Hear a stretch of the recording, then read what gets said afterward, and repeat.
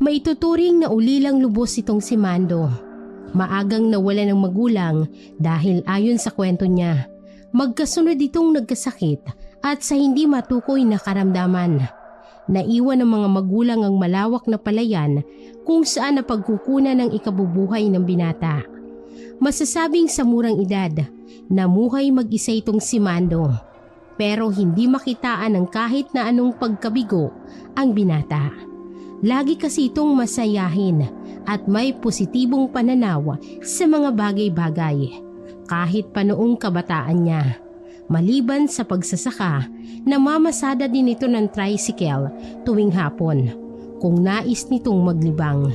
Madalas natatambay ito sa tindahan ng tubaan ni Aling Minda. Bagaman nasa edad na itong si Mando, ngunit hindi pa nga nag-aasawa dahil ang palaging rason nito ay may tamang panahon ng lahat. Ang tanong, kailan? Hindi bumabalik ang panahon, Mando. Umaabante ito, naayon sa ikot at takbo ng mundo. Ikaw din, mahirap ang walang kasama, lalo pa kung matanda na. Tingnan mo si Aling Minda. Kahit pagbubuhat ng paninda walang katulong. Kasi hindi man lang nag-asawa. Ay, bakit ako nasali sa usapan? Naku, tigilan nyo na nga si Mando. Huwag nyong itulad sa inyo na wala na ngang makain. Abay, anak pa ng anak. Paano uusad ang lugar natin kung ang susunod na henerasyon ay tanggero din? Sapul! Paisa nga, Aling Minda. May punto ka naman, oh. Pero ibang usapan kasi pagdating sa kaibigan namin. Sabi nila, malapit na daw magwakas ang mundo. Papayag ka na lang ba, Mando, na hindi nakikita ang lahi mo? Sinong magmamana ng sakahan mo kung sakali? Ako o di kaya ang mga tambay dyan sa kanto? Kung ako lang sa pwesto mo, nako, baka nakailang panganay na ako pag nagkataon. Magsitigil na nga kayo. Isama nyo pa yung taong nananahimik. Oy, kayong dalawa ha. Tigil-tigilan nyo tong kaibigan nyo. Hindi pa napapanahon para sa kanya.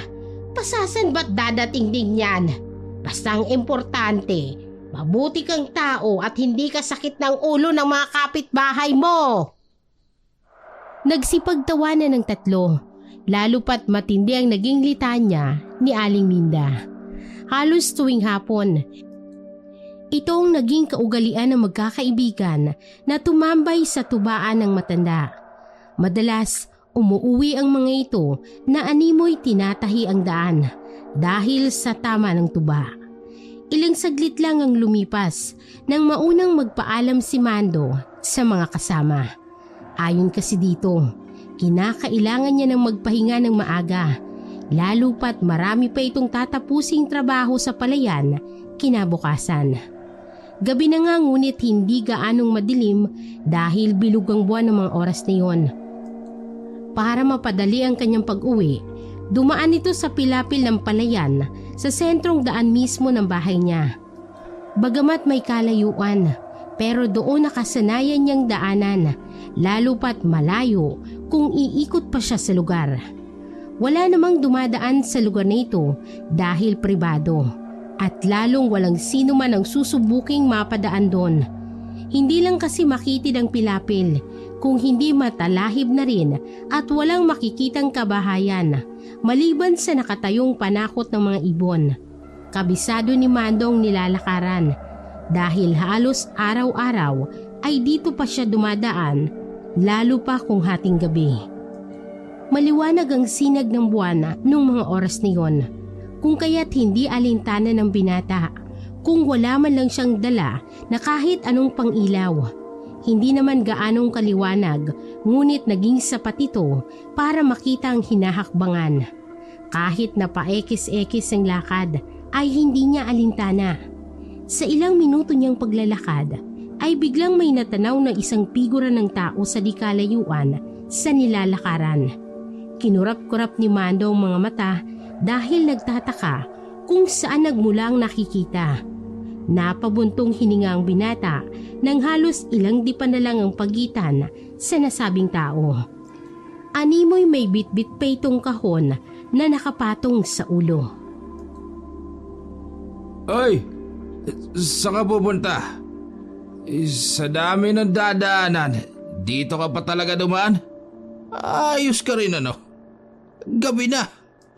At wala namang ibang kabahayan sa dulo. Maliban sa bahay ko. Ay, ikaw ba'y galing sa bahay ko? Pasensya na ha. Naliligaw yata ako. Bahay mo? Hindi naman ako dun galing.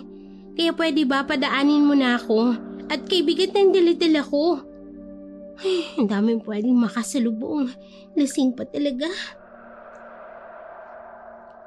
Ay, babae ka pala.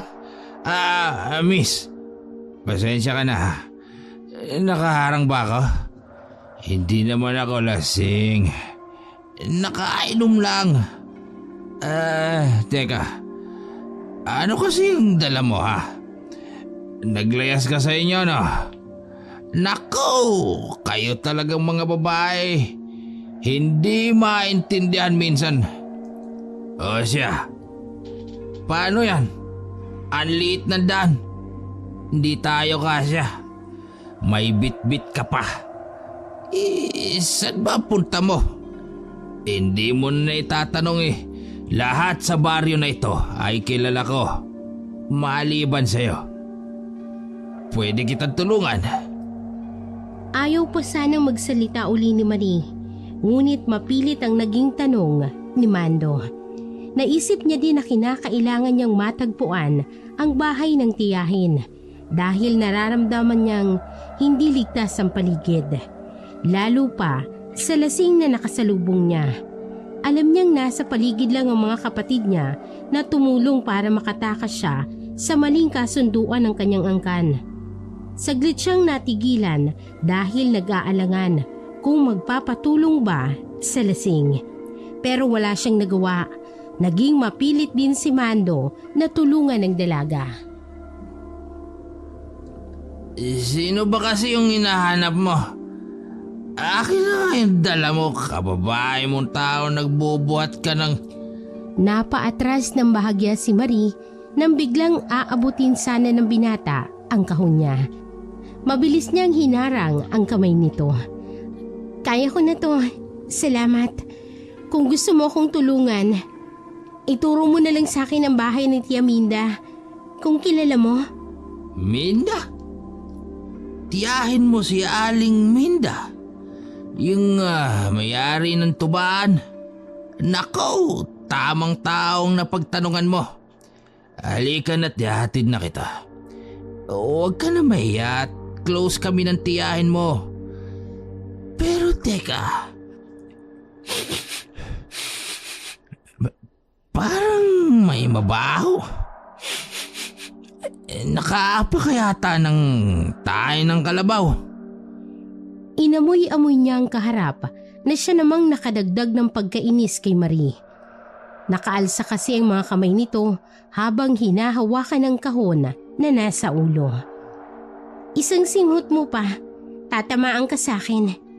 Ano, tutulungan mo ba ako o hindi? Kung hindi ka lang lasing ako. Ay, huwag ka namang magalit ha. Lasing ako. Pero malakas ang pangamoy ko, lalo pat anghit ang pag-uusapan. Ilang araw ka na ba naglalakad at parang suka na yung amoy mo? Tara nga. Tara na nga. Ako na muna eh. Ayaw mo naman kasi akong magbuhat ng kahon eh. Di sana. Sinabi ko ba na amuhin mo ko? Pasensya na ha. Hindi uso ang ligo sa amin. Tsaka ito na yung pinakamabango sa pinanggalingan ko. Sa lahat ng nakilala ko, ikaw pa lang ang nagsabi niyan. Pag hindi ako nakapagpigil, tatamaan ka talaga sa akin eh. Hindi ako ang naaamoy mo. Baka yung lana na nasa kahon. Pasalubong ko yun sa tiyahin ko. Hindi na nagsalita si Mando. Naglakad na lang ito pabalik sa tubaan habang nakasunod sa likuran niya ang dalaga. Ilang minutong nakalipas nang marating nila ang tubaan. Nag-aayos na si Aling Minda para magsarado ng tindahan. Samantalang ang dalawang kaibigan ni Mando ay nakatulog na sa ibabaw ng mesa. Tia, Aling Minda, may pakikilala po ko sa inyo.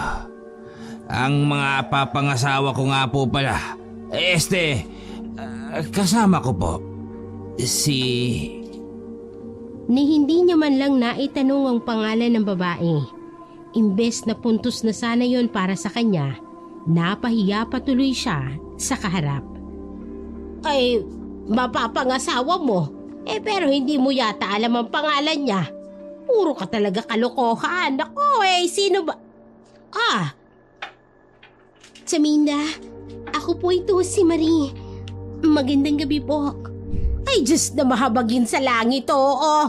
Ay, Marie, ikaw na ba yan? Ay, saan ka galing? At saka, paano mo? Ay, hindi na bale. Ay, Mando, hindi mo man lang siya tinulungang magbuhat ng kanyang dala.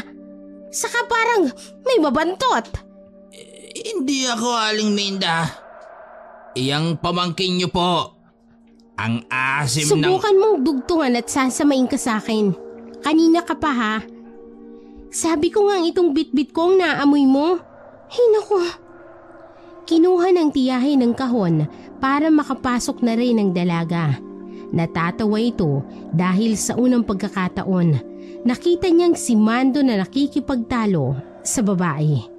Nahahalata niya ding may gusto ito sa pamangkin niya dahil sa kakaibang kislap ng mata nito habang nakatitig kay Marie.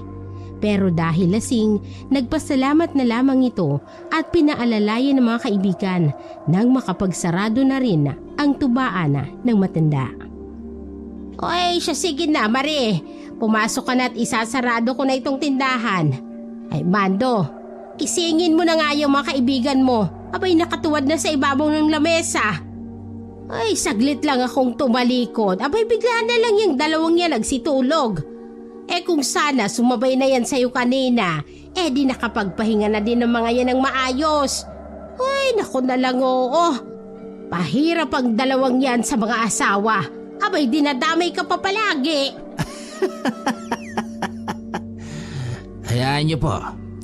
Ako nang bahala. Maganda po sana yung pamangkin niyo. Kaso lang amoy suka. Saka amasona. Napatawan na lamang si Aling Minda sa naging mahinang tura ng binata. Hindi na nadugtungan pa kung anong salita ng matanda. Bagkos, tinulungan niya na ding maiayos ang mga kaibigan nito. Isa-isang inihatid ng binata sina Hagonoy at Junjun. Dahil mahirap para sa kanya ang pag-aalalay sa dalawa. Ngunit hindi niya din matiis na basta nalang iwan, lalo pat nasa kalagitnaan sila ng wayang. May kalayuan ang bahay ng dalawa sa bahay ni Mando. Pero dahil kabisado naman ang mga dadaanan, kahit gabi ay baliwala sa binata. Magkaharap lang naman ang bahay ng mga ito kung kaya't napadali ang kanyang paghahatid. Nagpasalamat naman ang mga asawa ng mga kaibigan dahil ayon sa mga ito, nakauwi ng ligtas ang kanilang mga asawa. Napabuntong hininga naman si Mando dahil sa nakikitang sitwasyon maging ng pamilya ng dalawa. Ganun pa man, tanging panalangin niya lang na balang araw ay maging maayos din ang pamilya ng dalawang kaibigan, lalo pat ang dami na ng kanilang mga anak. Ngunit laking pasasalamat niya sa mga ito dahil si Hagonoy at Junjun ang taga-alalay niya, lalo pa sa pag-aasikaso sa palayan. Ilang saglit lang ang lumipas nang pabalik ng binata sa bahay niya. Meron siyang nakasalubong na asong itim. Bigla na lang itong sumulpot sa kung saan at sinamahan siya sa paglalakad. Nagtataka si Mando kung kaninong asong kasama niya, gayong sa buong buhay niya sa lugar na to ay niwala itong natatandaan kung kaninong nasabing hayop.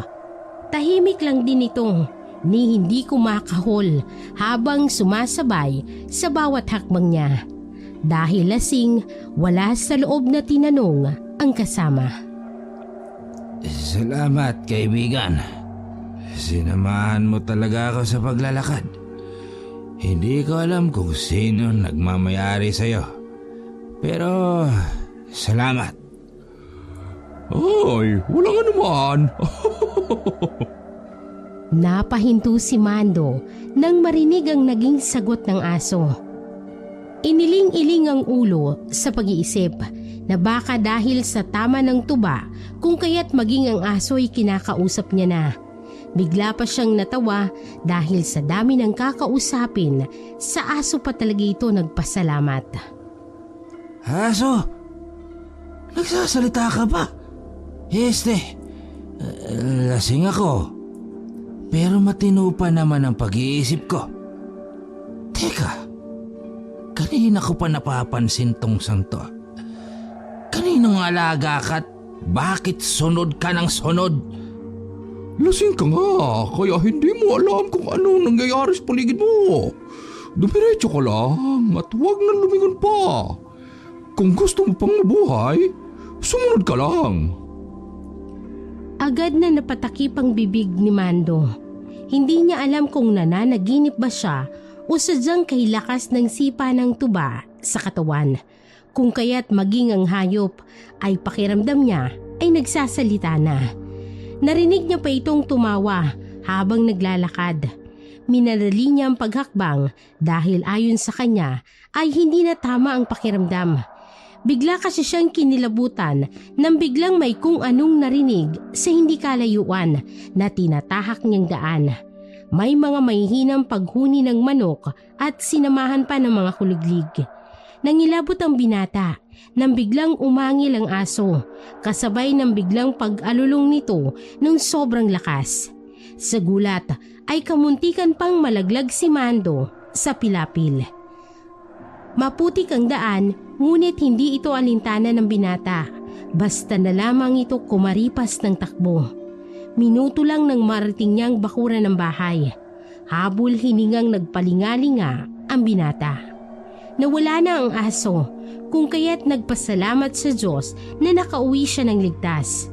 Ngunit sa hindi niya alam ay may kung anong banta na naghihintay sa kanya. Hindi na muna pumasok ng diretso sa bahay si Mando. Dahil puno ng putik ang paa, kung kaya't umikot na muna ito patungo sa banyo. Sa lugar niya ay nakahiwalay ang banyo sa bahay. Kumbaga, tipikal na ayos ng tahanan kagaya ng mga sinaunang bahay na nasa bukid. Nang mga oras na to ay wala man lang ilaw. Tanging tanglaw lang ng bilog na buwan ang gamit ni Mando para makita ang ginagawa. Habang nililinis ang paang may putik, bigla na naman siyang nakarinig ng pag-angil. Meron pang kumaluskos sa di kalayuan. Napapaisip si Mando. Wala kasing kapitbahay at lalong sa ganoong oras ay wala namang naiisip na kung anong hayop ang gagawa ng ingay dahil lahat ng mga alaga niya ay nasa kabilang kubo, malayo sa bahay kung saan siya nakatira. Noong unay binabaliwala lamang ito ni Mando. Ayaw niyang takutin ng sarili, gayong nag-iisa lamang ito sa lugar. Ikaw lang ang tumatakot sa sarili mo. Ay nako, kung ano na naman yang... Sa hindi inaasahang pangyayari, ay may biglang sumabat na naman sa kanyang pagsasalita. Ang bagal mong kumilos. Kung gusto mo pang mabuhay, pumasok ka na lang sa bahay mo. Ayun din. Natigil sa ginagawang binata at nagpalingalinga sa paligid. Hinahanap niya kung saan nagmumula ang boses. Akmang sisilip sa labas nang biglang may kung anong bumagsak sa likod ng banyo. Dahil sa gulat, ni hindi man lang nagawang magbanlaw ni Mando at agad nitong kumaripas ng takbo papasok ng bahay niya. Agad siyang dumiretso sa kusina at kinuha ang itak na nakasabit sa dingding. Malapit yun sa lutuan. Nanginginig pa ang katawan habang isinasarado ang lahat ng pinto, maging ang bintana, ay nilagyan niya na rin ng harang.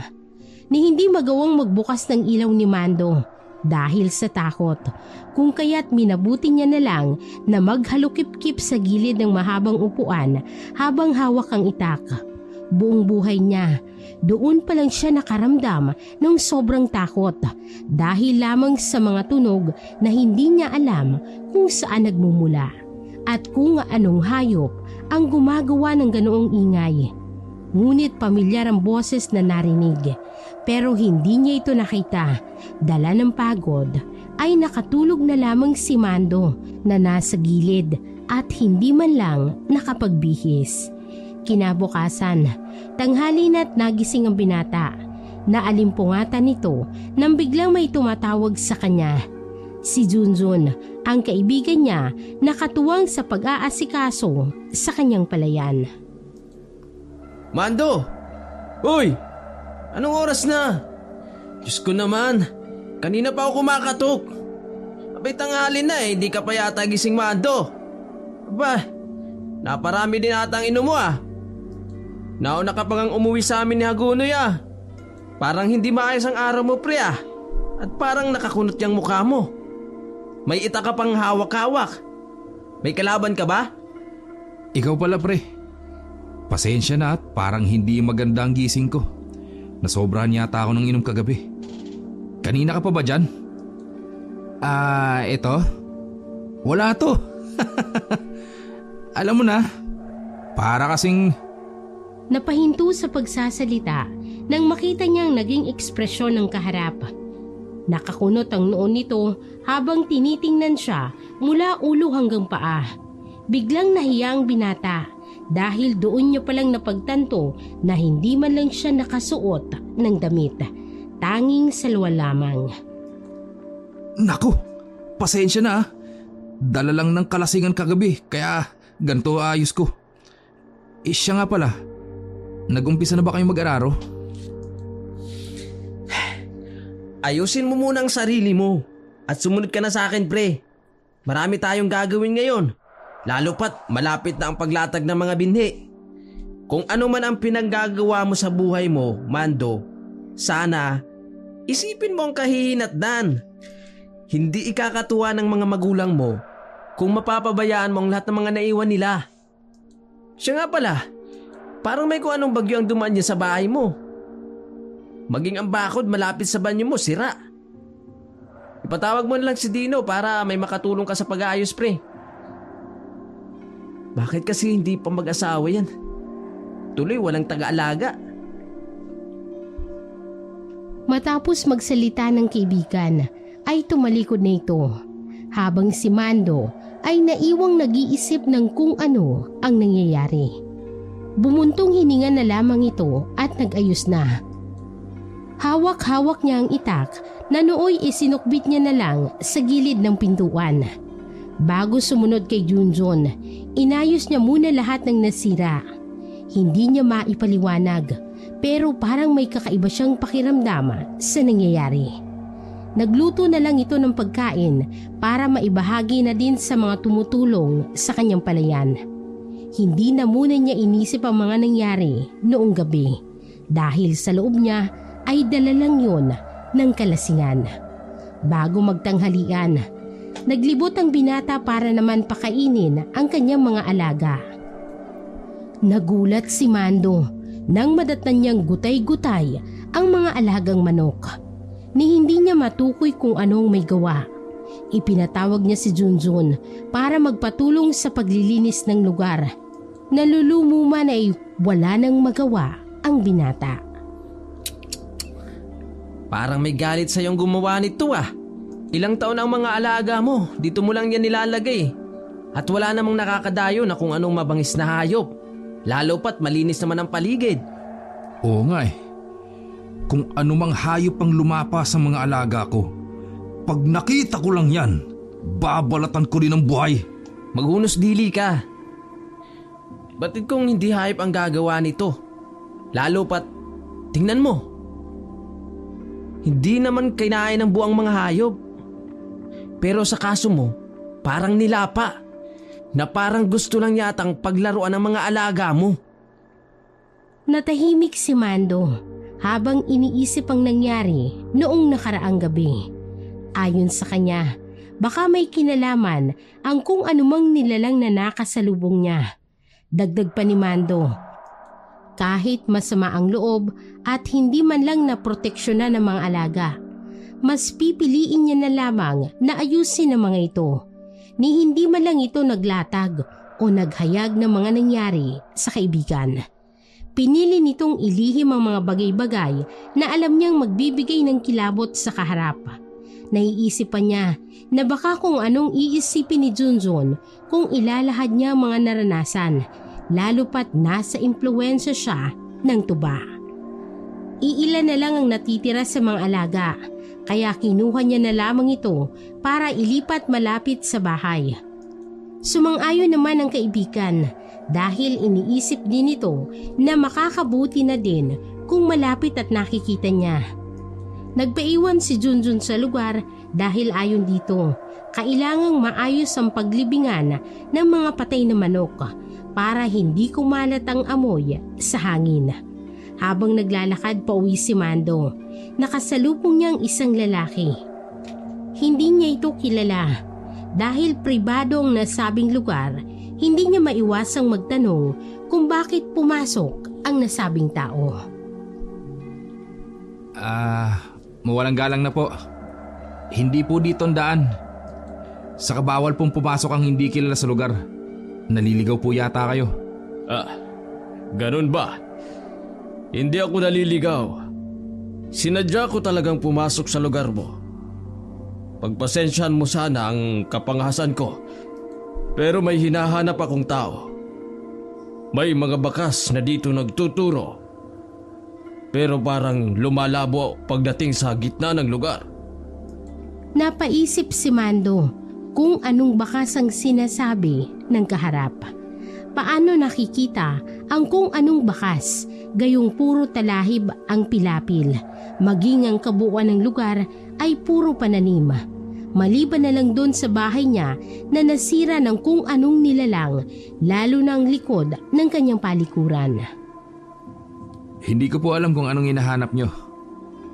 Pero nakasisigurado po ako, wala sa lugar na ito. Nakikita nyo naman po, puro mga pananim at wala pong daan dito. Ganito na lang. Napatigil sa pagsasalita si Mando nang makaamoy ng kakaiba. Napatingin sa kaharap na para bang may hindi mawari. Bakit kaamoy nito si Marie, ang babaeng tinulungan niya noong nagdaang gabi? Maayos naman ang kaharap, malinis naman itong tingnan, pero pakiramdam ni Mando ay may kakaiba, hindi lamang sa aura, kundi maging sa ginagamit nitong pabango. Parang may kaamoy ka. Subukan nyo pong lumabas sa lugar ko. Tapos magtanong-tanong po kayo sa baryo. Baka sakaling mahanap nyo po ang...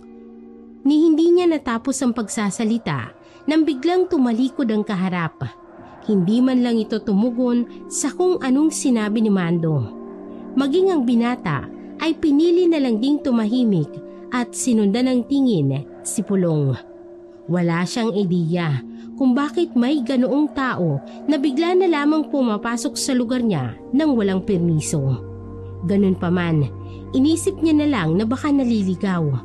Pero hindi niya maiwasan ang magtaka, lalo pat ang lugar niya ang pinakadulong bahagi ng baryo.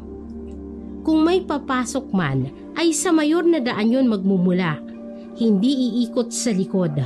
Sa pagkakaalam niya, napakatarik ng daan at kahabaan ng kawayan ang madadaanan. Kung mula sa likod, papasok ang tao. Halos lahat ng taga-baryo, alam yan, maliban na lang kung dayo. Sa puntong yun, ayaw mag-isip ni Mando. Mas tinuon niya ang atensyon sa mga natitirang alaga. Naging abala ang binata ng mga oras na yun. Marami kasing ginagawa si Junjun, kung kaya tanging si Mando lang ang nagkumpuni ng mga nasirang dingding ng palikuran. Hapon na mapagpasyahan niyang lumabas at dumaan sa tubaan ni Aling Minda. Gamit ang tricycle niya, balak sanang kumustahin ang dalaga. Pero dahil maraming mga tanggero ng mga oras niyon, Dumiretso na muna si Mando papuntang palengke. Iniisip niya lang muna na maghanap ng pasahero kunwari. Sa daan, nakasalubong niya mga kaibigan, imbes na pasahero. Mga pasaway ang naging sakay niya. Nagtatawanan pa ang mga ito habang pinapara ang tricycle ni Mando. Itong kaibigan natin parang may sariling mundo. Abay, kanina ka pa namin inaabangan ah. Tara sa tuba ni Aling Minda. Kilala mo si Rigor? Karawan niya daw ngayon eh. At imbitado lahat ng tanggero sa baryo. Kaya halik ka na. Kita ko nga. Kaya pala ang daming nakatambay doon ngayon. Pero nahihiya ako eh. Kayo na lang. Alam mo namang hindi kami... Di kayo bate! Hayaan mo na yun, pre.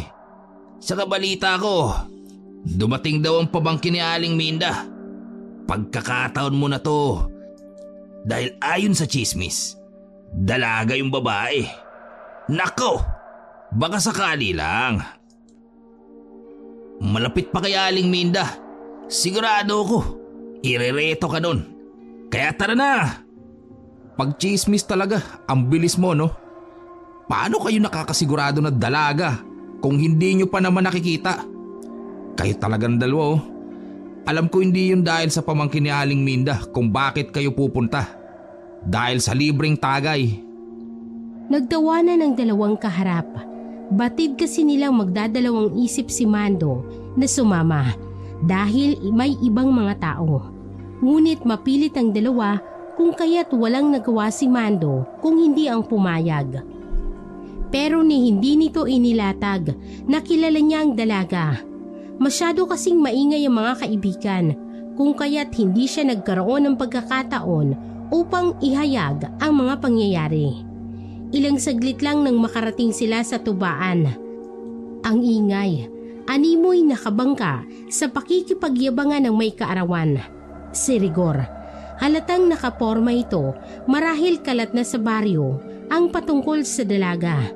Nagdadalawang isip si Mando na pumasok dahil wala naman silang mapwestuhan. Walang bakanteng espasyo dahil animoy buong tanggero ng baryo ay nakisalo.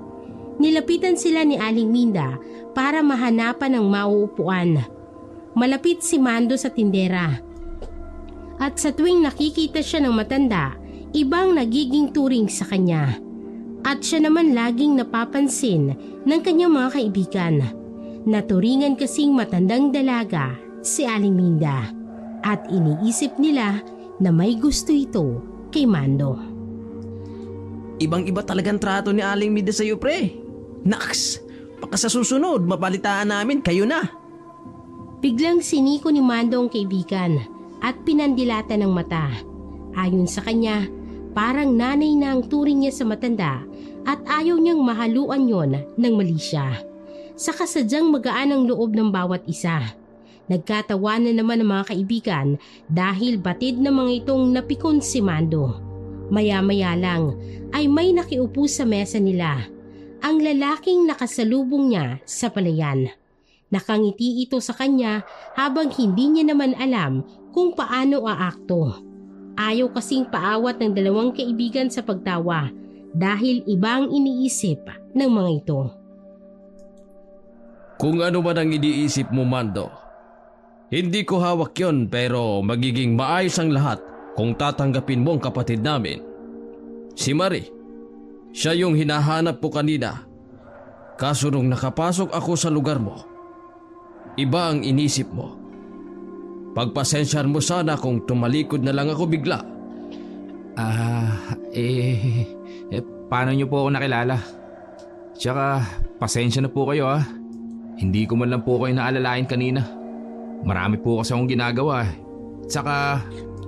Magkakilala kayo? Saan ka dumaan? Diba, wala namang daanan sa lugar mo, pre? Saan lulusot? Ando naman ako kanina, pero hindi ko man lang ikaw napansin. Bago dumiretso sa'yo, dadaan muna sa baryo. O di kaya dito. Isang lakad mo lang dyan sa may kanto, sentro na agad sa bahay mo. Malayo nga lang. Yan mo na pre. Ang mahalaga, nakita niya na yung hinahanap niya. Kapatid ka po pala ni Marie? Asan po siya? Nagkatinginan ng dalawang magkaibigan. Mas nauna palang nakilala ni Mando ang dalaga. Ni hindi man lang ito nagbukas sa kanila. Nagkahiyaan pa ang mga ito nang biglang may isang dalaga na naglapag ng tray ng tuba sa mesa. Nakangiti ito maliban noong nakita si Mando. Bare, ni hindi ka man lang nagpasalamat sa taong nagatid sa'yo dito? Napapansin ko parang... Manong, pasensya na po. Pero bakit po kayo sumunod? Baka mamaya kung ano pa mangyari. Naglatag na pala ng kwento si Chaminda. Kagigising ko lang kasi. Alam mo na. Huwag kang mag-alala. Maya-maya, alis din ako. Sinigurado ko lang na maayos ka at syempre, hindi ang tiyahin mo ang naglatag sa akin, kundi si Uway. Naikwento niya ang patungkol sa taong nag-alalay sa'yo. Ang sabi pa, nagkaroon siya ng engkwentro dahil may nakasunod sa pagtakas niyo. Isa sa mga rason kung bakit din ako sumunod ay nais ko lang ding masigurado ang kaligtasan mo at ng Chaminda mo. Mainit pa ang sitwasyon at alam mo yan. Siya nga pala, alam mo naman sa tradisyon natin, Marie, sinisigurado lang namin na maayos ang lalaki. Hindi kagaya ng... Nakangiti ito habang nagsasalita at nakatitig kay Mando ng makahulugan. Ramdam ni Puloy na may gustong binata sa kapatid at tanging ito lang ang naisip na solusyon sa problema ng kanilang pamilya. Ayaw nilang maikasalang kapatid sa pinuno ng mga ikik. Nang dahil sa isang kasunduan ng dalawang angkan ay nakompromiso ang kaligayahan ng kanilang nag-iisang kapatid na babae. Si Maria ang naging kabayaran sa pagkakautang kuno ng kanilang ama na hindi man lang ito sumangguni kung papayag ba ang pamilya. Kahit ang mga kapatid na dalaga ay tutol sa naging pasya ni Tandang Kemoy na kanilang ama. Ganoon pa man, wala silang magawa para suwayin ito. Bagkus, mas pinili na lamang nilang itakas si Marie sa mismong araw ng pag-aalay. Ilang saglit ang lumipas nang tinawag ni Aling Minda si Puloy. Nakikita kasi nitong pinaupo niya si Marie sa katabi ni Mando. Ngunit hindi pumayag ang dalaga. Bagkus, inilapag lamang ang hawak na tray at pumasok na din sa loob. Sa kabilang banda, ni walang kaalam-alam si Mando sa mga nangyayari, maliban na lang sa hindi maipaliwanag na kaganapan. Samantalang lihim na inuugnay ng mga kapatid ng dalaga kay Mando. Nagkaroon pa ng pagkakataong makausap ni Puloy si Aling Minda ng palihim patungkol sa magiging plano. Nung unay nagdadalawang isip ang matanda kung aayon ba siya sa pamangkin. Pero dala ng paglalatag ng mga dahilan ni Puloy ay hindi nagtagal. Nagpahayag na rin ang tiyahin. Nasa loob sila ng tindahan. Nag-uusap sila habang si Marie nag-aayos ng mga gamit ng mga oras na yun. Ayaw kasi ni Puloy na marinig nito ang anumang magiging plano. Lalo pat hindi nakakasiguro si Puloy kung sasang-ayon din ba ang dalaga. Nakikita ko na magiging maayos si Marie kung sakaling si Mando ang makatuluyan niya. Tsak, kinakailangan lang nating mapapayag ang dalawa. Kung siguro, pag nakita ni Tandang Kimoy na maayos na si Marie, baka sakaling matigil na ang lahat ng kahibangan niya. Naturingan siyang ama, pero hindi niya iniisip ang kinabukasan ni Marie. Nandoon na ako, Puloy. Hindi ba delikado kung sakaling mapapayag natin si Mando? Alam niyo naman, ni walang kaalam-alam ang binata sa kung anuman. Kilala ko ang binata at alam kong mabibigyan niya ng magandang buhay ang kapatid niyo. Pero ang tanong, paano kung sumugod ang angka ng mga ik-ik? Baka hindi niya kayanin.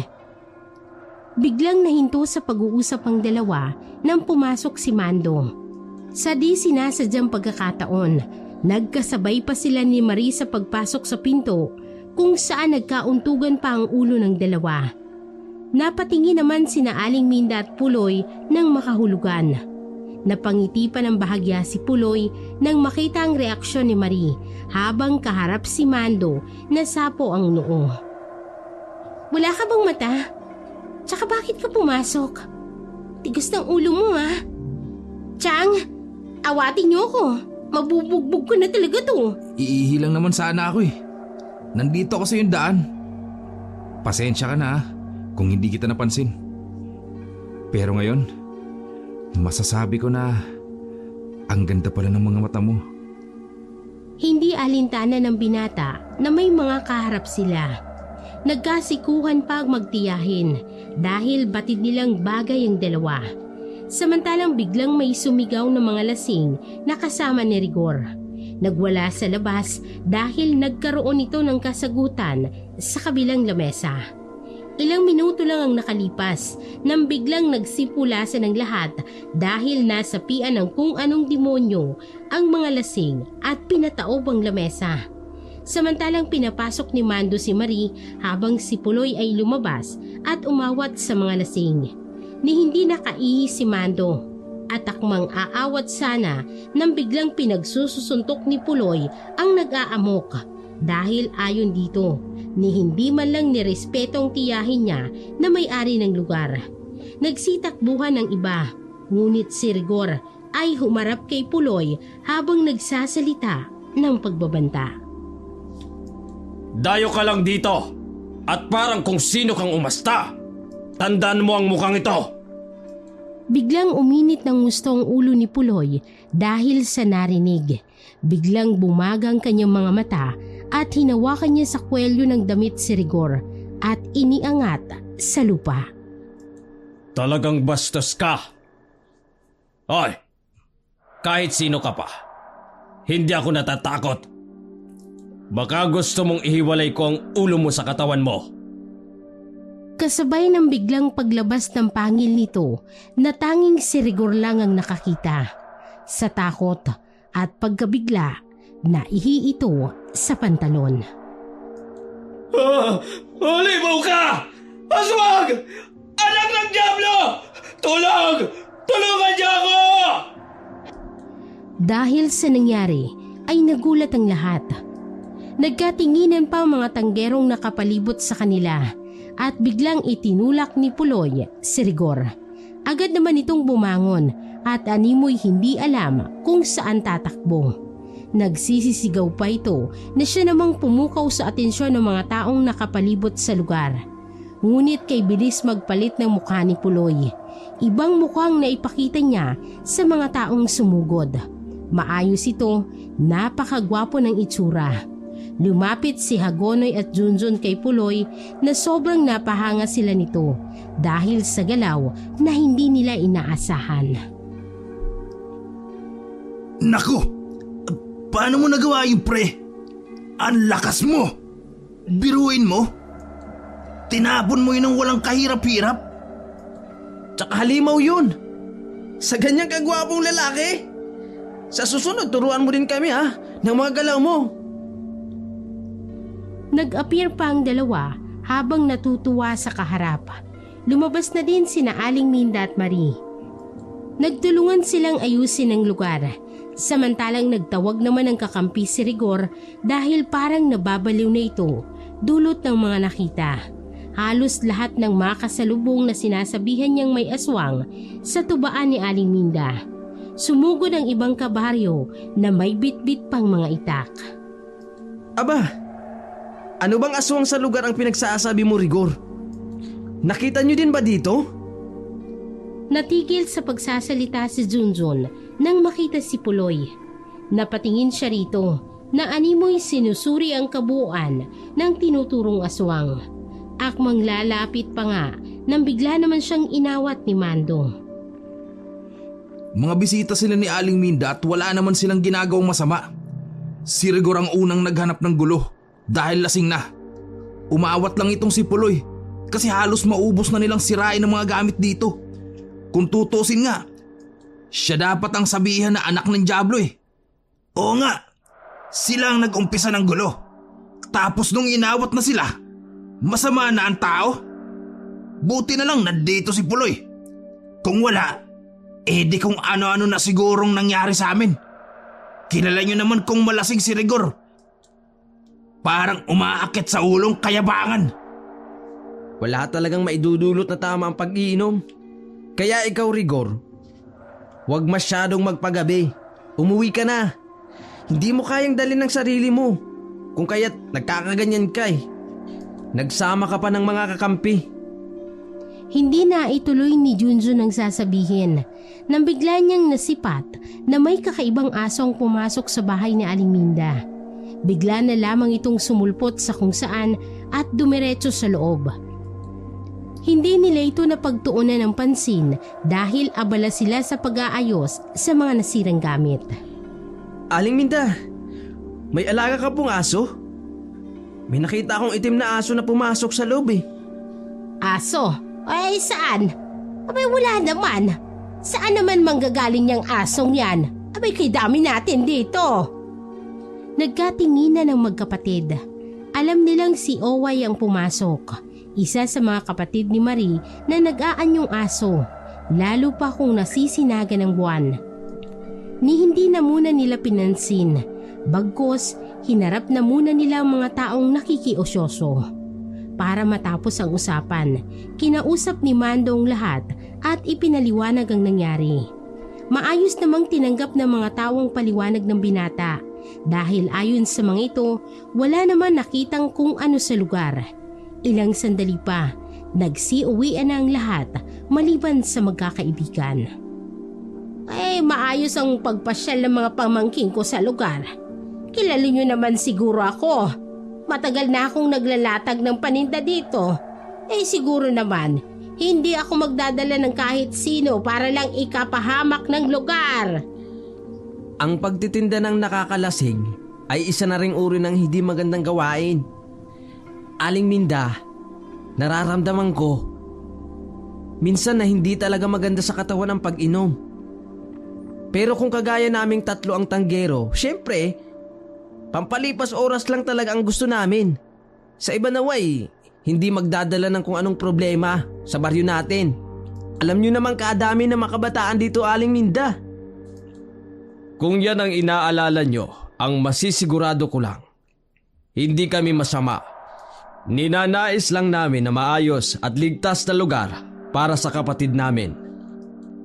Napahugot ng malalim na buntong hininga sina Junjun. Batid nilang napakaseryoso ng mga kaharap. Naisip din nilang hindi ikagaganda kung ilalatag niyang nararamdaman, lalo pat wala namang nakikita. Habang tumutulong sa pagliligpit sina Junjun at Hagonoy, panay naman ang sipat ng mga ito kung saan nakatayo si Puloy. Hindi rin maiwasan ng dalawa ang magtaka. Sa lakas at tikas ni Puloy ay hindi malabong pag-isipan nito ng kung ano. Pero kung aswang ay hindi nila yun nakitaan ng sinyales maliban na lang sa lakas ng pakikipaglaban nito. Ganun pa man, niyaya na ng dalawa na maipagpatuloy ang kanilang naudlot na kasiyahan. Nadadala din kasi si Hagonoy at Junjun, lalo pa sa mga kalokohan. Naupo na din si Puloy at nakitagay sa dalawa, samantalang pumasok na si Mando sa loob upang ipagpatuloy ang pag-ihi. Kanina pa kasi nito pinipigilan ang pag-ihi dahil sa nangyari. Akmang papasok na sana sa palikuran nang biglang may makitang itim na aso. Nakaupo ito sa may sofa na animoy tao kung nakapwesto. Napatitig ito sa kanya at ngumiti. Nanayo ang balahibo ng binata dahil naalala niya na naghatid sa kanya pauwi noong nagdaang gabi. Akmang sisigaw sana siya na maagap na lumapit ang aso sa kinatatayuan ni Mando. Nanlaki ang mga mata ng binata habang nakatitig ito kay Uway mula ulo hanggang paa. Hindi kasi siya makapaniwala na nakakatayo ito at kawangis ng isang tao. Sa paglalarawan ni Mando ay halos magkasing tangkad lang sila ng nasabing hayop. Samantalang bumulong ito ng kung anong usal at inihip kay Mando na animoy itong dahilan ng pagkawala ng ulirat ng binata. Napailing na lamang ang nilalang dahil ayon sa kanya ay napakahina ng binata. Grabe naman pagkamatatakotin ng taong ito. Nako, paano namin ipagkakatiwala ang kapatid namin sa'yo? Gayong parang ang hina mong nilalang. Sige, dito ka muna, tatawagin ko sila. Binuhat ni Oway ang binata. Pinahiga sa mahabang sofa. Napapailing ito na naging anyong tao habang tinatawag ang kapatid at si Aling Minda. Naloko na. Anong ginagawa mo, Uway? Tsaka diba, sabi ko sa'yo, ako na ang bahala kay Marie. Ngayon, dalawa na tayo dito. Mas lalong magagalit ang ama natin kung sakaling malaman ito na dito natin dinala si Marie sa kadelikado ang lugar na ito. Lalo pat naengkwentro mo sila kagabi. Hindi ko kasi matiis na basta na lang kayong iwan dito. Lalo na si Marie. Alam ko, Manong, na delikado. Kaya nga ako bumalik. Batid kong may banta na sa lugar, lalo pat nakaabot na sa mga ik-ik ang nangyari. Ano mang oras, pwede nila tayong sugurin. Ay, Manong, mahinang nilang si Mando. Parang ngayon pa lang, nag-aalangan na ako kung sa kanya natin ipagkakatiwala si Marie. Nandito tayo para umalalay. Kailangan lang nating maging alerto kung ganon. Sige na, ayusin mo na yung sarili mo at huwag mo nang isipin ang mga bagay-bagay. Hayaan mo munang makapagpahinga si Mando. Sige ka, mas lalo kang papangit pag ganyan ang pag-uugali mo. Kagabi lang, ito yung nirereto mo sa akin, tapos ngayon, ikaw ang unang babawi. Nagmamaktol na lumabas si Uway habang si Puloy ay inaayos sa pagkahiga si Mando sa isang mahabang sofa.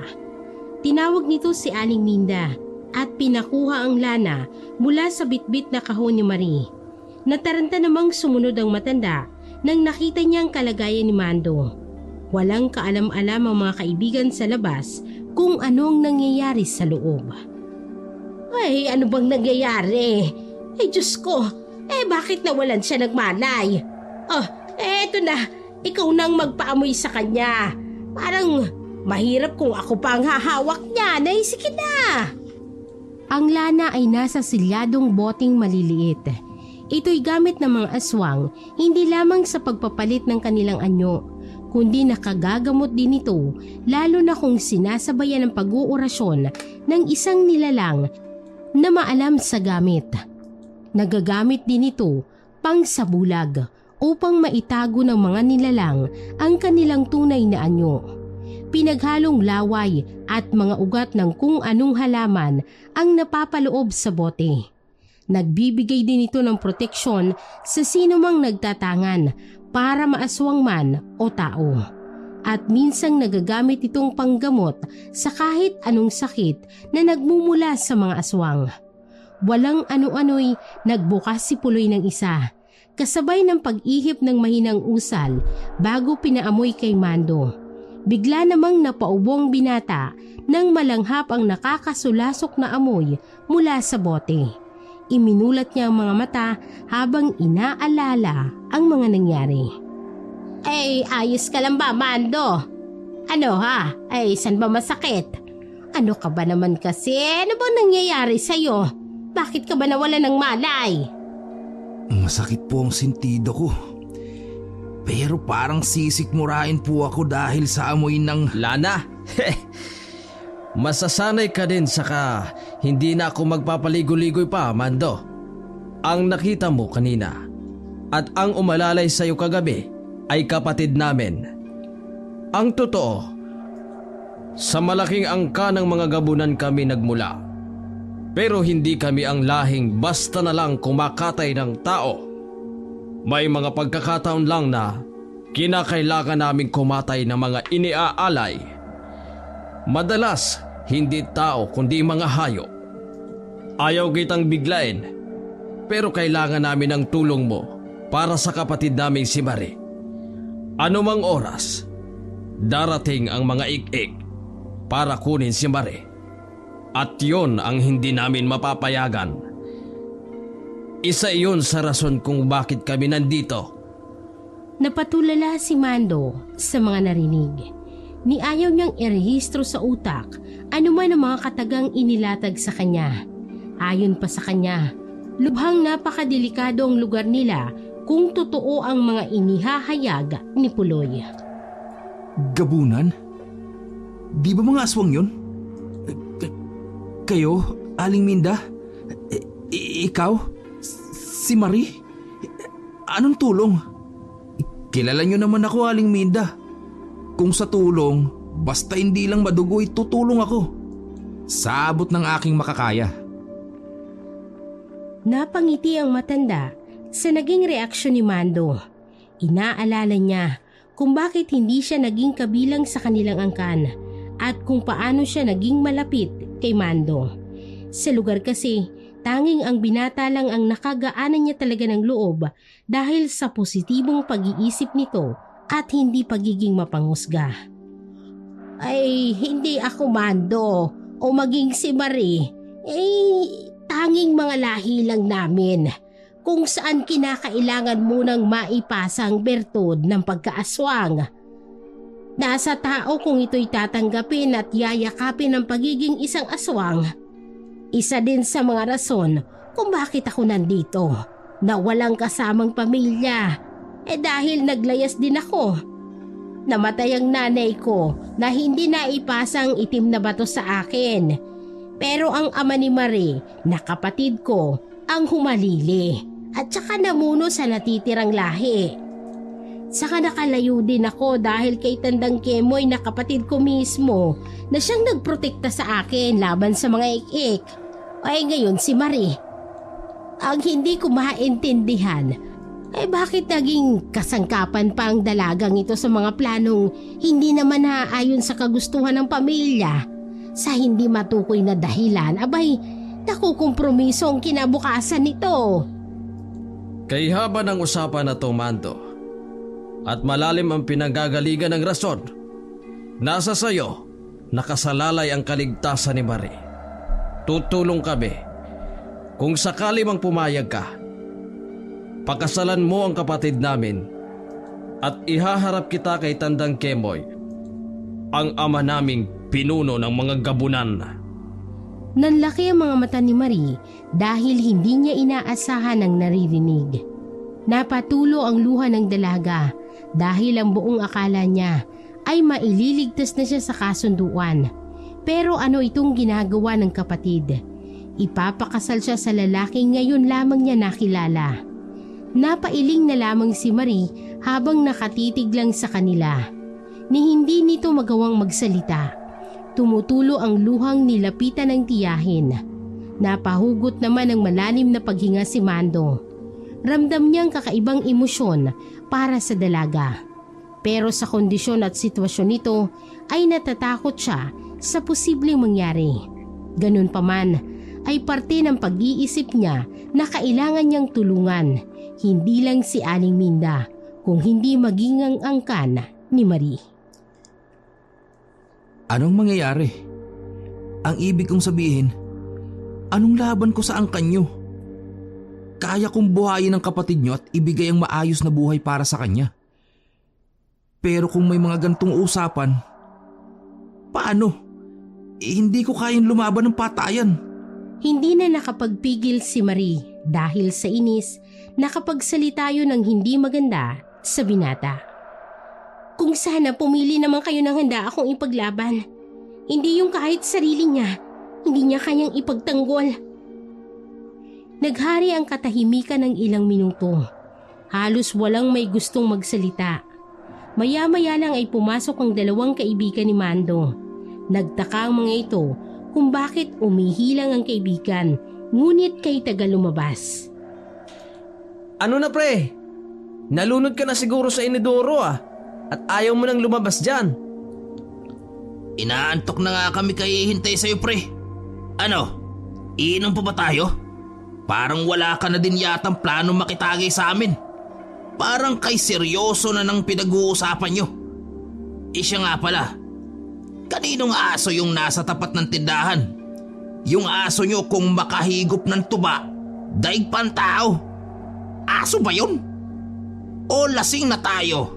Ano pre, Junjun? Nagkatinginan ng lahat. Si Oway ang tinutukoy ni Hagonoy. Kakaibang nilalang ito na madaling sabi ay tuwing sisikatan ng buwan ay nagiging malaking itim na aso. Lahing gabunan sila pero ang kahibaan niya sa mga kapatid ay ang pagkontrol sa pagpapalit ng kanyang anyo. Ilang sandali pa ang lumipas nang lumabas si Marie upang awatin ang kapatid. Inabisuhan niya din ito na umuwi na at hindi ligtas para sa kagaya niya ang lugar. Hindi naman makapaniwala ang dalawa na si Marie ay kinakausap ang isang hayop. Suntukin mo nga ako, pre. Sino ang lasing sa amin? Ako o si Marie? Pati aso. Aso! Para kasi siyang tao. Biglang nabaling ang tingin ni Oway kay Junjun. Napangiti ito ng bahagya na animoy hindi makapaniwala si Junjun sa nakikita. Kung ito ba ay hayop na parang tao kung kumilos. Tara na, sabayan na lang natin ang aso. Ayaw mo nun? May kasama tayo. Ayaw kasi ni Mando. Aba, mauubos na natin tong laman ng mga galon. Wala sa loob na naglatag din ng galon ng tuba si Puloy. Ayon pa dito, itutuloy nilang naudlot na tagayan. Bago maghating gabi ay nailatag na ni Puloy ang naging rason bakit sila napasok sa lugar. Nagsitawanan naman sina Junjun at Hagonoy na animoy hindi makapaniwala sa kung anong istoryang inilalatag ng kaharapa. Ang akala ng dalawa dahil sa tama ng tuba kung bakit nakakapagkwento si Puloy ng hindi ka panipaniwalang kwento. Aswang? Kung may aswang, sana matagal na kaming kinain o di kaya kinatay. Sa halos araw-araw na inuumaga na nga kami umuwi. Di ba, Mando? Pre, sumabat ka naman. Kanina ka patahimik yan. Nabaling ang atensyon ni Junjun sa mga kalalakihang papunta sa kinauupuan nila. Nakahilera ito at nakasuot ng itim na balabal. Pre, may bisita pa yata si Aling Minda. Aba, parang ayos to ah. Nakapustura pa talaga sila. Oo nga no. May karibal na si Mando kay Marie kung magkataon. Sabay tawang dalawa na animoy hindi alam kung anong nangyayari sa paligid. Sa kabilang banda, tumayo si Puloy at pinapasok si Marie at Aling Minda. Alam niyang tauhan ni Tandang Kemoy ang nakikita nila. Pinatayo niya si Oway na nooy napadami na ng inom ng tuba. Nung unay iilan pa lang, nang bigla na lang animoy nagsulputan ng mga kawal na nagmamatsa palibot sa tubaan. Kasunod noon, ang kanilang ama na animoy galit na galit. Sinalubong naman ito ni Puloy at kasabay ng pagbibigay ng respeto. Yumuko dito sa matanda. Ipagpatawad ninyo, Ama. Kinakailangan lang naming proteksyonan si Marie. Ayaw namin siyang mapunta ng ganon-ganon na lang. Lumabas si Aling Minda habang maluha-luha ang mga mata. Sa haba ng panahong pagtatago niya, ngayon niya lang ulit nasilayan ang mukha ng kanyang kapatid.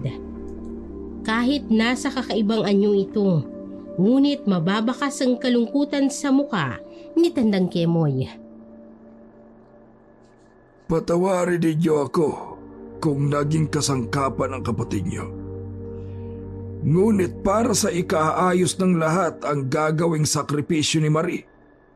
Pero batid kong magiging walang kwenta kung ama kung ang gugustuin ko lang ang masusunod. May pagbabanta sa parte ng mga ik-ik kaya sumunod na kami. Higit kanino man, hindi gugustuhin ng isang ama na mapapahamak ang mga anak. Hindi nyo na po ipipilit ang kagustuhan nyo? Kung ipipilit ko ba, may mangyayari ba? Kita mo nga, pinagtutulungan nyo pa ang magkakapatid na itaka si Marie dahil ang ibig sabihin nun, mas nangingibabaw ang pagmamalasakit nyo sa kapatid kaysa sa angkan nating na kompromiso. Napasabat si Mando na nooy nasa gilid at nakikinig lang sa kanila. Bakit hindi na ilatag ng maayos ano man ang naging problema? Tama naman ang mga anak niyo po ah. Kahit ako po, hindi ko gugustuing maialay sino man sa mga kadugo ko. Napakunot ng noong matanda. Nagsenyas ito sa mga nasasakupan na ilapit sa kanya si Mando. Sino ka para maglatag ng opinyon? Ano ang iyong nalalaman? Natahimik si Mando na parang napahiya sa naging tugon ng matanda. Nagsisisi kung bakit pa siya nakisali. Samantalang nagsagawa ng malawakang pagbabantay ang mga tauhan ni Tandang Kemoy. Ayon dito, ito na lang ang paraan para mailayo ang anak sa maling pagpapasya. Maghahating gabi na ng mga oras na yun. Samantalang si Junjun at Hagonoy ay nagsitulog na naman sa ibabaw ng lamesa dahil sa sobrang kalasingan. Hindi alintana ng mga itong nangyayari sa paligid. Habang ang lahat ay naghahanda, nakihanay na din si Mando. Gusto niya ding patunayan kay Marie na kaya niya itong ipagtanggol. Nagpalingali nga siya sa mga nakahilerang may mga balabal na itim para mapabilang. Hinubad niya ang suot na damit at ginawang pangsaklob sa ulo at muka. Masasabing malaki din ang katawan ni Mando dahil batak din naman ito sa trabaho, pero hindi ito marunong manungtok ng kung sino. Ilang saglit ang lumipas nang biglang may nagsisigaw. Bumalik na pala si Rigor at nag-uumpisa na naman itong magwala nang masipat niya mga taong nakapalibot sa tindahan. Inakala niyang nagtawag ng bantay si Aling Minda para sa pagbabalik niya. Nagsukbit pa ito ng itak at nagsuot ng anting-anting na iniyayabang pa niya sa harap ni Puloy at Tandang Kemoy na nooy nakatayo mismo sa bungad ng lugar. Akala nyo, matatakot nyo ako ng ganon-ganon na lang? Ala! Sige! Ngayon nyo ipakita sa akin ang pagkaswang nyo! Nang tawag pa tala kayo ng kakampi! Akmang sisigaw pa sana ito para manghingi ng saklolo sa mga kapitbahay nang bigla itong hilahin ng isa sa mga tauhan ni Tandang Kemoy. Nooy nasa figura ito ng pagkagabunan. Nanlilisik ang mga mata ng nilalang habang naghudyat itong sasakmalin si Rigor. Wag, ibaba mo siya. Hindi yan masarap. Kasi puno ng tuba ang utak dyan. Hindi tayo kakain ng karning galing sa isang tanggerong kagaya nito. Nawala ng malay si Rigor dahil sa sobrang takot. Binuhat nila ito at inilapag sa lamesa kung saan nakahilata si Junjun at Hagonoy. Naglalaway pa ang dalawa habang humihilik. Samantala, hinila ni Marie si Mando papasok sa tindahan. Ayon sa dalaga ay hindi yun oras para magtapang-tapangan. Bakit ka nakahanay sa kanila? At ang ayos mo? Isuot mo nga ng maayos ang damit mo. Akala mo naman kay ganda ng katawan mo ah. Malapit na ang paglabas ng mga ik-ik. Kaya huwag mong ilagay ang sarili mo sa sitwasyon na pagsisisihan mo. Ang mga kasama mo, mga aswang yun. At sigurado ako na hindi ka niyan uunahing iligtas kung sakali. Baka sila pang lalapa sa'yo oras na mawalan sila ng kontrol. Matino pa yan sila kasi nasaan yung tao pa. Lasing ka rin ba? Parang ubi ba yatang ihip ng hangin?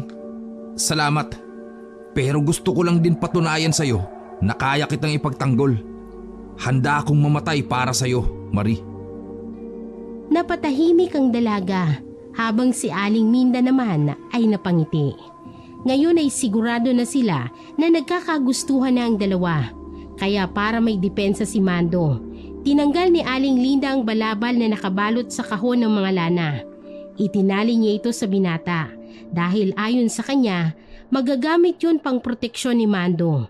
Kumuha din ito ng maliit na bote ng lana at inilagay sa bulsa ng binata. Kung ayaw mong magpapigil at gusto mo talagang tumulong, ihaplas mo ito. Malaki ang maitutulong nito sa'yo para hindi ka madaling magapi ng mga ik-ik. Tandaan mo lang, hindi madaling patayin ang mga nilalang na sumasamba sa demonyo. Ang mga ik-ik ay hindi lumilipad, bagkus ay nakatihaya dito sa lupa. Mahirap din silang mapatay. Kinakailangang ihiwalay ang ulo nila sa katawan. Maraming salamat po, Aling Minda. Pero ang baho po ng lana. Natigil sa pagrireklamo si Mando nang makita niyang naghaplas na rin si Marie ng lana. Baliwala dito ang amoy, bagkus alam niyang sa pamamagitan nito mapoprotektahan ang sarili. Maging si Aling Minda ay hindi alintana ang anumang masangsang na amoy sa nasabing gamit. Napalunok pa ng laway si Mando dahil sa nakakadiri itong tingnan. Sa pagpapatuloy ng kwento, binuhat ni Puloy ang lamesa kung saan nakahilata ang mga lasing. Naiisip din ito na baka kung anong mangyari sa labas at madamay ang mga tanggero. Maya-maya lang nang biglang may naghagis ng kung ano. Gumulong ito papunta sa harap ni Tandang Kemoy. Naging hudyat yun ang pag-uumpisa ng malawakang pakikipaglaban ng aswang kontra aswang. Nangilabot si Mando nang marinig ang sunod-sunod na alulong ng malalaking aso, habang nakikita niya kung paano magpalit ng anyo ang kaninalay nakahilerang tauhan ni Tandang Kemoy. Umatras ka, Mando! Balik doon sa loob! Bantayan mo ang kapatid ko at huwag mong hayaang makuha siya ng mga ik-ik. Kahit pa iniisip ni Mando ang magtapang-tapangan, hindi pa rin mawala sa sistema niyang matakot. Lalo pa nang animoy nagkakataya ng mga nilalang na nasa gilid lang nila. Nakikita niya kung paano tinatanggalan ng ulo ng mga gabunan ang mga ik-ik. Yung iba'y nilalapa ng mga ito, habang ang iba naman animoy papel na hinahati ng mababagsik na gabunan. Hindi niya inaasahan ang ganoong pangyayari, lalo pa sa buong buhay ni Mando ay hindi pa ito nakaranas ng ganoong katinding labanan. Hindi niya alam kung anong mararamdaman ng mga oras na yun, lalo pa noong biglang may humablot sa kanya. Tinamaan siya ng kalmot habang biglang lumabas si Marie upang alalayan siya. Buong pag-aakala niya'y maililigtas siya sa bingit ng kamatayan dahil nagaplas na siya ng pamproteksyon. Hindi pala. Maaaring makatulong yun upang madepensahan ang sarili niya. Pero kailangan niyang maging agresibo at matapang, lalo na hindi basta-bastang nilalang ang kaharap nila. Ay naku, hindi pa tayo kinakasal. Parang mabubiyuda na agad ako. Huwag puro yabang. Lakasan mo ang loob mo. Mando, huwag ka nang lumabas. Hayaan mo na sila. Kaya na nila Puloy yan. Hindi ka kagaya nila kaya huwag ka nang magtapang-tapangan. Naiisip ni Mando na may punto ang mga kaharap, kung kaya't umupo na muna ito habang nilalapatan ng unang panglunas ang sugat niya. Naririnig nila ang mga pag-angil at pag-alulong ng mga aso sa paligid. Minuto lang ang nakalipas nang biglang tumahimik ang labas. Nagkatinginan ng tatlo at inisip na tapos na. Napasilip si Aling Minda nang bigla siyang mapasigaw nang makita ang kapatid na gumagapang habang inaapakan ang pinuno ng mga ikik. Alam na alam niya ang figura nito dahil minsan niya itong naging kasintahan. Lumabas si Aling Minda, daladalang mahabang itak. Nakita niyang iilan na lang mga tauhan ng kapatid ang nakatayo. Samantalang si Puloy at Uway ay nasa gilid na puno na ng kalmot. Huwag! Nakikiusap ako! Ako na lang ang kunin mo! Huwag lang ang kapatid ko! Patawarin mo sana ako kung tinalikuran kita! Patawad! Napatitig ang pinunong ik-ik kay Aling Minda. Nanlisik ang mga mata nito at animoy na pabulala sa mga katagang ikinagimbal ng matanda. Inilahad nito ang rason kung bakit nagkaroon ng kasunduan. Dagdag pa ng pinuno ng ik-ik na kung sana'y hindi siya niloko ni Aling Minda, hindi aabot sa kung anong kasunduan ng lahat. Akmang lalaslasin nito ang ulo ni Tandang Kemoy nang may biglang may tumaga sa bandang likuran niya.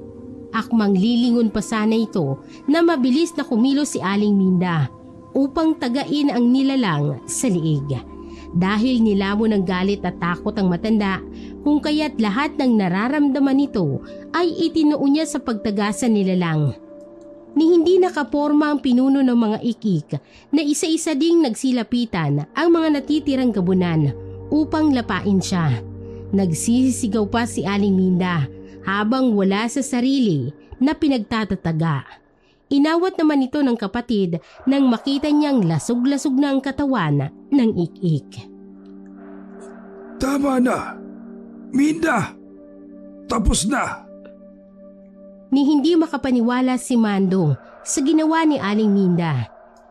Inalalaya naman ni Maria ang mga kapatid na noon ay hindi na gumagalaw dahil sa mga tama sa katawan. Iilang tauhan ni Tandang Kemoy ang naglinis ng lugar. Ayon sa kanila, hindi dapat maabutan ng umaga ang mga gutay-gutay na katawan ng mga ikik dahil kung magkataon, malalantad sa mga tao ang lahing kanilang iniingatan. Pinahiga na muna ng magkapatid sa loob habang hinahaplasan nito ng lana ni Marie. Umiiyak ito dahil natatakot sa pwedeng sapitin ng mga kapatid. Samantalang nakaupo si Aling Minda sa labas katabi si Tandang Kemoy. Tumutulo ang mga luha habang humihingi ng tawad. Doon isinalaysay ni Tandang Kemoy ang lahat. Naging magkasintahan pala ang pinuno ng mga ik-ik at si Aling Minda. Ngunit nagbago ang naging pasya nito noong hindi niya kayang tanggapin ang pagiging isang aswang. Tinakasan niya ang lahat at ang naging kapalit ay isang kasunduan sa pagitan ng dalawang angkan. Si Maria ang magiging kahalili dahil hindi matanggap ng pinuno ng mga ik-ik ang nangyari. Noong unay nagapi na sila pero dahil inilatag ang kasunduan kung kaya't pumayag ang kabilang angkan. Hindi aabot sa ganito kung naging maayos ang pagpapasya ko. Patawarin mo ko, Tandang Kemoy, pati na ng mga anak mo. Nadamay sila ng dahil sa akin. Tapos na, Minda. Ano man na nangyari, wala tayong masisisi, kundi tayo lang din. Walang kapatawaran sa angkan ng mga ik-ik ang ginawa natin. Pero nangyari na nangyari. At hindi na yun mababago pa. May pag-asa pa para ituwid ang pagkakamali. Pero sa ibang paraan. Tandang Kemoy, tatanggapin niyo kaya ako bilang magiging asawa ni Marie? Imbes na tutulo na sana ang luha ni Aling Minda, bigla itong natawa dahil sa wakas naging matapang si Mando sa paglalahad ng kanyang tunay na hangarin. Mag-uumaga na ng mga oras na iyon at tanging pangiti lang ang naging tugon ng matanda. Kinaumagahan, hindi pa gaanong magaling si Poloy at Oway. Mababakas pa sa mga katawan nito ang mga tama at natamo sa nagdaang labanan. Maging si Mando ay may marka din ito pero nadadala sa pagpahid ng lana. Nagising ang tatlo na nagkagulatan sa ibabaw ng lamesa. Biglang tayo si Junjun at Hagonoy nang makitang may hawak pang itak si Rigor.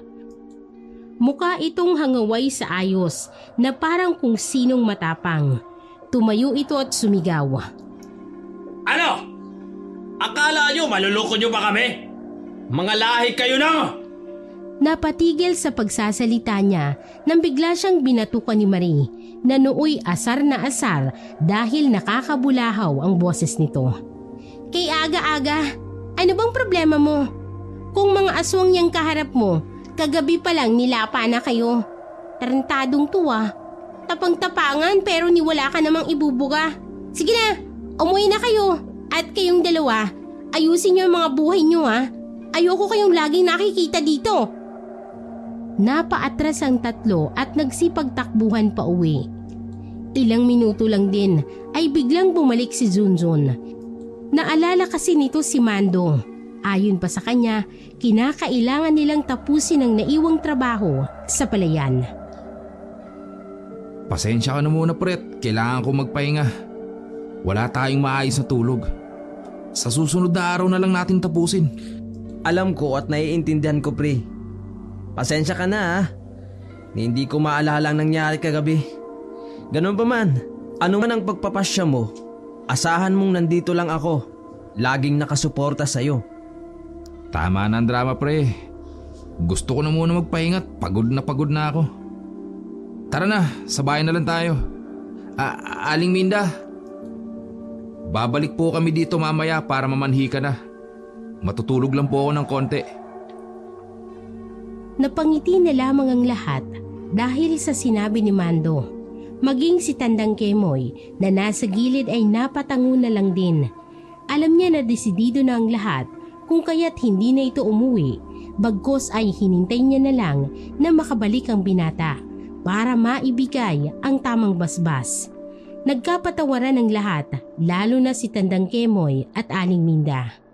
Ano man ang nangyari sa nakaraan, pinili na nila itong kalimutan upang makapagsimula ng panibagong buhay.